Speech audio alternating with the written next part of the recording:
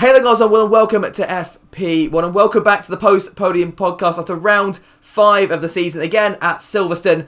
Different winner this weekend. It was not a Mercedes car, it was Max Verstappen in the Red Bull, a result that I don't think many people saw coming. But if you are new to this series, to the Podium podcast, I'll give you a quick rundown of what we do. It's been a few days now since the Grand Prix. We're recording this on the Tuesday, I don't know when it will go out over the week, hopefully Wednesday or Thursday, but so it's on the Tuesday. We have a few news stories come out at the end of the Grand Prix, and here I'm sat with some special guests to go and talk about it. I said special guests. It's not just one guest, we've got two. I'm happily joined by Ryan and Richard from the Apex Motosport. Guys, how are you doing from over in Northern Ireland?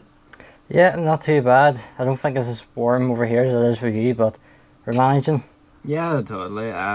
It's not too warm, but we're bearing with it. Apart from that, everything else is going quite Lucky well, you. I suppose.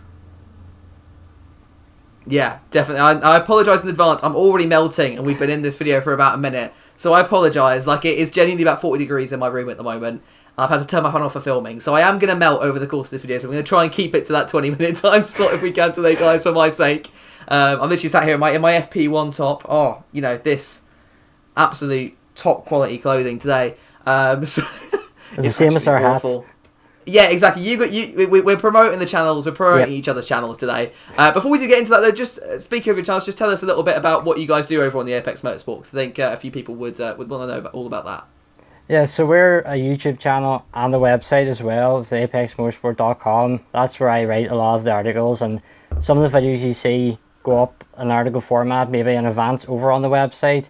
We have a couple of main series going. One is the Formula 1 ladder. That takes a look at Formula 2 drivers and how they got there. I done an article there the other day on Mick Schumacher. It's tipped to get Formula 1 seat in the future. Another series that has gone down quite well for us is Forgotten Formula E, where we look at Formula E drivers that have taken part in the series that you might have forgotten about. And then another one is the worst drivers from every year based on the driver standings. Just taking a look at the driver standings and the lowest classified driver. It might not be the worst driver on the grid, but stats say that they're the lowest in the championship. Fantastic. And, all links to their stuff will be down in the description below as well. They also came over and did a video on my channel back, it was 2 months ago now. It feels a lot shorter than that. But yeah, on the 2016 season, and Nico Rosberg, I did a video over them before the start of the season as well. So links to both of those clips will be down in the description as well. But yeah, before I completely melt, let's jump into the actual race. Very, very different, I don't think coming into this we expected there to be a car on the top step of the podium that wasn't a Mercedes. And I guess if it was going to be anyone this year, it would be a Red Bull and probably would be Max Verstappen. But this wasn't really a place I saw him doing it. So it was all based on strategy as well, from back in qualifying, where Red Bull decided to qualify in Q2 on the hard tyres, and that really helped them. If anything, they won the race on the Saturday. You don't really see that very often in Formula 1, but they really did here. What was your take on that? Because it was a new set of the softer set of tyres than we saw last week for the British Grand Prix. So interesting to see probably do something different, mix things up a bit. What were your opinions on that, Richard? If we start with you, then we'll go to Ryan. Yeah, it was a very interesting call from Red Bull. I was sitting watching the qualifying, thinking either that's going to be a brilliant decision or it's going to backfire for them big time. It obviously paid off. In the race, you thought maybe they would fall behind a little bit, but the start of the race, it was very like last year's Silverstone race, the British Grand Prix. Bottas and Hamilton battling through Sector 1. It reminded me a lot of that. But then a lot of people were thinking Nico Hülkenberg starting in the second row, that was going to be his big chance. But you thought with the different tyres on Verstappen that he might be able to pull away. But Verstappen did okay. I think he done what he needed to do at the start and just kept up with the Mercedes, crucially.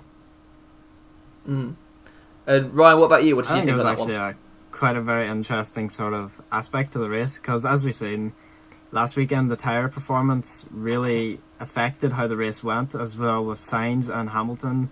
Their tyres just went boom, which made it really interesting for this weekend, because obviously the softer compound, meaning more strategy needing to be implemented. And I think I prefer more strategic race than just more potluck with the one stop, which I think helped, especially when Mercedes, they run sort of like a high downforce, which probably impacted their tyres a lot worse, which is probably why they were sort of scared to go straight to a hards in case they blistered up. As we seen in the race, they did switch to hards, and how quick they blistered, it was actually crazy compared to Max. And Max was running the hards for the start for quite some time, and I think that really just helped improve the race, not even just between the top three, them battling it out, but throughout the rest of the grid. It just really shows that tyres and a warm track can make a big difference, and definitely looking forward to next weekend. Well, this weekend. Yeah. Well, yeah, exactly, for sure. And I think, with as you mentioned, all the action that happened and all the tyre fairs that happened at the British Grand Prix in round 4, I was surprised teams went for the one stop. And obviously Verstappen, he was on the one stop. He ends up switching to a two stop to save the tyres, basically, because he could do. He got track position by that point. He got ahead of Hamilton after the first set stops. But yeah, the Mercedes, we've found their Achilles heel now. We always have known that, heating issues at hot tracks. We've seen them suffer at Austria before. Was it 2018? I think, when they had a double DNF there with both cars having mechanical failures. And again, we saw it when the temperature started soaring. I feel like the British Grand Prix and the 70th anniversary Grand Prix, they've been kind of shifted a couple of weeks or a week or two ahead of where we'd normally see it in the standard calendar. So I wonder if that's kind of played a role in that they've seen these really high summertime temperatures now. Some of the hottest British Grand Prix we've seen for a long time, 33, 34 degrees. And the track temperature, I think, was soaring, especially on race day. So yeah, those blisters, and I think Mercedes were also playing it very cautious, given that we saw both cars, and it was of course the only team to both suffer tyre failures, 2 weeks ago. So, I guess they were almost their car design forced them into that two-stop strategy. But they're never going to make the one-stop work. And Hamilton, he came over in disbelief on the radio, saying there's no way Red Bull are keeping those tyres on without lowering the pressures below Pirelli's safe levels. And in the end, it wasn't necessarily something that Red Bull were doing right, although I think they were to an extent, but it was more what Mercedes haven't got yet. And, coming to Spain in next week's time, we'll get on to predictions for Spain towards the end of this video, but, it's got to be on their minds, and they've called it an urgent issue and something that needs to be fixed very, very quickly. And, we've seen with the likes of Haas in 2019, tyre problems are not something that's not an easy fix. It's a fundamental car design issue. So, it's a tough one for Mercedes. Now, you guys also mentioned Nico Hülkenberg. We can't talk about this weekend without mentioning Nico. What a lad. P3 in qualifying. That was staggering. And he basically thrashed Stroll over the course of the weekend. He was slowly kind of building up to him on pace over the course of the first race in Silverstone. Then this weekend, I think he was only beaten. I think, was it in FP2? Stroll got ahead of him. But FP1 he was ahead, FP3 he was ahead, qualifying was ahead. And the race he probably should have been ahead, but he was obviously pitted with about 6-7 laps to go. So, what are your takes on his weekend? Because we're expecting Perez to be back in the car for Spain. That's not confirmed yet. He's still got the test negative for the coronavirus. But yeah, what's your take on all that? I was very impressed with Nico Hülkenberg, and I always have been. I think he's an excellent driver, and I was so disappointed not to see him on the grid this season. For a driver that was coming to Silverstone last weekend for commentary, I don't even know if he was actually going to be at the track. It was for German TV anyway. I don't think he was. I think he was maybe staying. He was maybe testing a car in Germany, I think, and then he just got the call saying, "Yeah, no, you're not doing that anymore. You're racing for us instead." Yeah, it must have been a shock for him to get that call. And to jump in the car, this is back to last weekend, at such short notice and perform that well, it only helped them for last weekend, the race. Because a driver, if Racing Point called up on one of us to go and drive a car, and say we had Formula 2 experience or whatever, without all that training and time you have to put into simulator work and just to get a feel for Formula 1 car, yes, he only missed 3 races with the crazy season, but to perform that well, there was no pressure on him, but the physical pressure and the stress he would have been under, because he had a point to prove, and he did prove a point big time. Yeah, I completely agree with that, and I think what a lot of people don't necessarily appreciate is that it's not, even stepping up from F2 to F1, it's not just as simple as bang, yeah, you can do it straight away. The G-forces in Formula 1, the Formula 1 cars are a good 6-7 seconds a lap quicker than the F2 cars.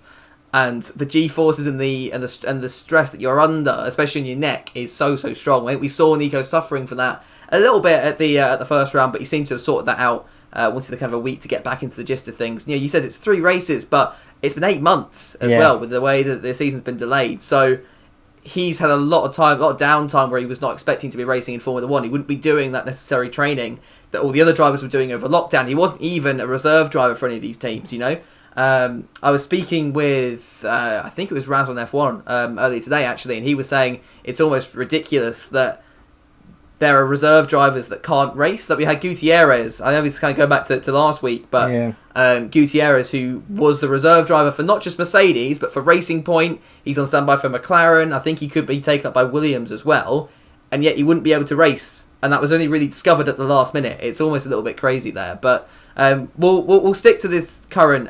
We'll stick to the 70th anniversary Grand Prix. Next driver I want to talk about is Alex Albon, because he's had a bit of a tough time recently. I mean, I'll be honest, I've made videos on him as well, and got a little bit of stick for calling it, even though I defended him in that video. But hey ho, what can you do? Haters be haters. But he had a much better weekend this time round. Obviously, qualifying was still a little bit weak. He got out-qualified by Leclerc and also Pierre Gasly in the AlphaTauri. But in the race, he really pulled things back. Pitted very early on lap 6, which I think a lot of people were concerned about. I know I was, and I said, oh god, they're pitting him very, very early. What's going on here? And then, pulled some brilliant moves to come back to the field. The one that really kind of got me was that one on the outside of Cops on Kimi Räikkönen. And Kimi's a seasoned driver. Yeah, he's not having the best of seasons at the moment, but that was still a mega move and something that was really, really impressive to see. So, Ryan, if we start with you on this one, what was your take on Alex Albon's weekend? I sort of have a bit of a soft spot for Alex Albon, not in a way of like a fan point, but as in a way of, recognising that he has come up and he has had his point to prove. He proved it sort of with the last half of the season last year, as we've seen. But with coming up this year, we've seen that he's now sort of turned into the same sort of position as where Pierre is, where he's not performing as expected. Yeah. But like Christian Horner says, he's willing to give Alex the time to sort of build up his confidence again, because after being let down, and as having a team that's built solely around Max Verstappen, he might be feeling not as much attention's being paid towards him and his car and the way he feels, which is where I think his race engineer, his new one even, plays a very vital role in how he's starting to sort of work his way back up the grid. His qualifying, yes, it's still not the best, but in terms of race, he is starting to show that he can put in the work, and if a strategy works well for him, he will also work with it to try and get the most out of it in that race. Because as we've seen, he finished 5th after starting way down the grid. So I think it was a really good overall performance from Alex this weekend. Yeah, for sure. Richard, what about you? What's your take on Alex Albon? Yeah, I was very impressed with him this weekend. Out of all the drivers in the grid, he's probably the one under the most pressure. And he done what was needed for Red Bull this weekend. You could say that the Red Bull car is better than the Ferrari this season, and he should have been ahead of Leclerc. Obviously, that wasn't the case, but Red Bull sort of said at the start of the year he needs to be getting into the top 6 consistently, like he was doing at the end of last season. Yeah. To get 5th place in this race, driving through the grid, he was starting, it was a P9 I think he started. He drove well, he made some fantastic overtakes, and it went under the radar a little. The main problem I see with Albon is the way he's come across on the TV, that almost every time you see Albon on TV, there's Pierre Gasly is challenging him for position, or he's trying to get past him. It always seems to be Gasly and Albon, as if the TV are trying to show that these are the two fighting for that Red Bull seat, and they've got a similar story. But the way Horner's come out and said, you need to give him time, that was very similar to what he done with Gasly last season around the British Grand Prix. Yeah, and then that ended well, didn't it? Yeah. I just think the only lifeline for Albon is Red Bull have nobody really to step up. If they could have Gasly, but I don't think Red Bull will want to bring him back solely because that's not Red Bull. Kvyat, given he was overlooked first time round, don't think that's going to happen. And then I think they've Yuri Vips, who doesn't have a super license. Seti Camera, I think I don't think he has one. I think he might be close, but you seen in Formula E, he didn't really perform, so he's not ready. But I think Albon needs the rest of the season and a bit more of a break to just relax, and he needs a contract. He needs assurance that he'll be on the grid next season, and I think because he had that last year, it will really help him develop, because he's a talented driver. He had a point to prove to Red Bull after dropping him as a junior driver. To come back, he's only had a year's experience in Formula 1, so where Gasly had a few more. So I think Red Bull need to be a little bit more lenient, because he is a good driver. He's just in a high pressure team, which isn't the best team for him in my opinion. Yeah, I think you're both right on that one. And you were mentioning the drivers. I agree. They're not going to go back to AlphaTauri, and I can't see him putting a junior in there as well, because it just doesn't make sense with Red Bull's ethos.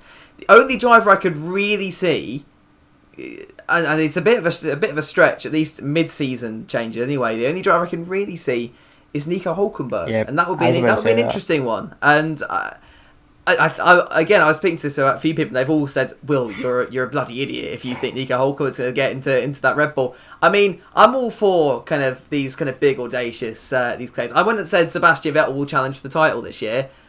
That didn't work. That was in your video, I think it was. I said, yeah, Sebastian Vettel, watch out for him. He's going to be taking the fight to Lewis Hamilton.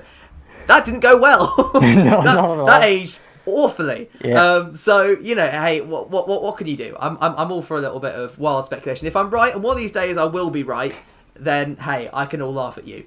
But what can I say? You can laugh at me in a few weeks when Alex Albon gets confirmed for next year, which I think he probably will do. Honestly, I think he probably will. But Hülkenberg, he's an option.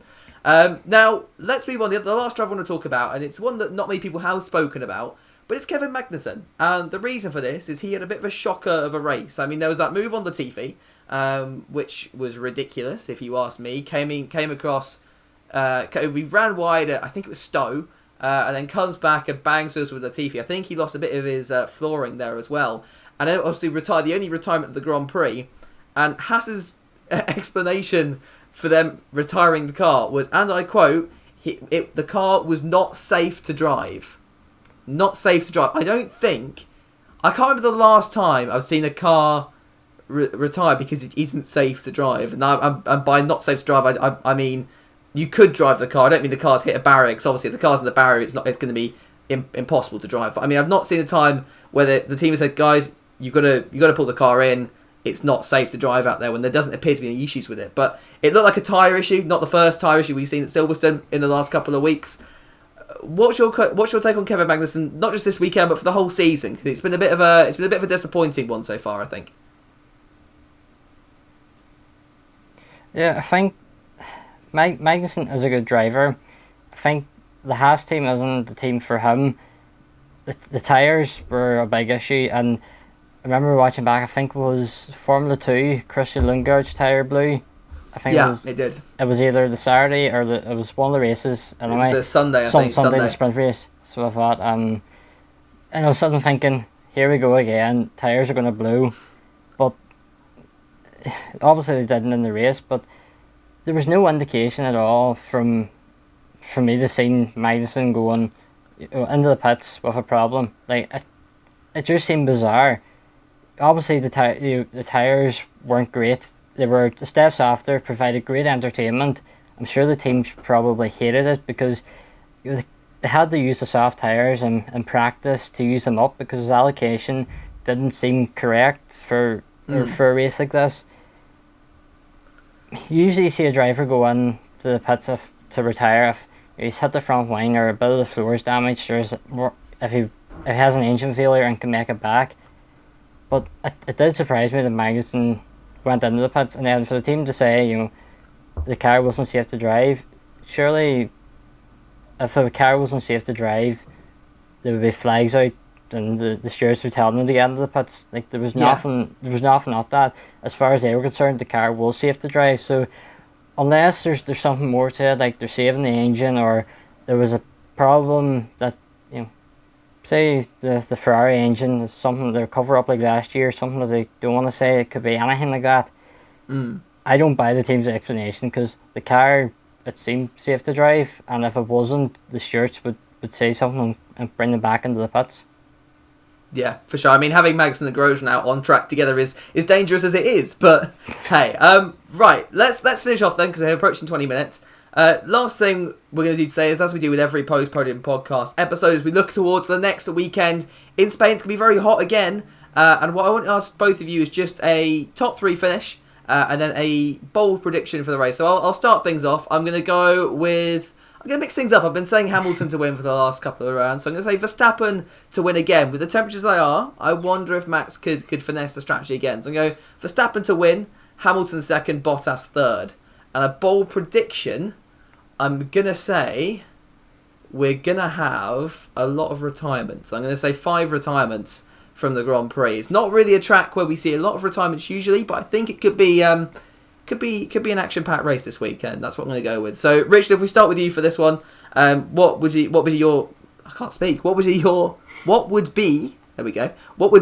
your top 3 finish on the Sunday, and then the bold prediction?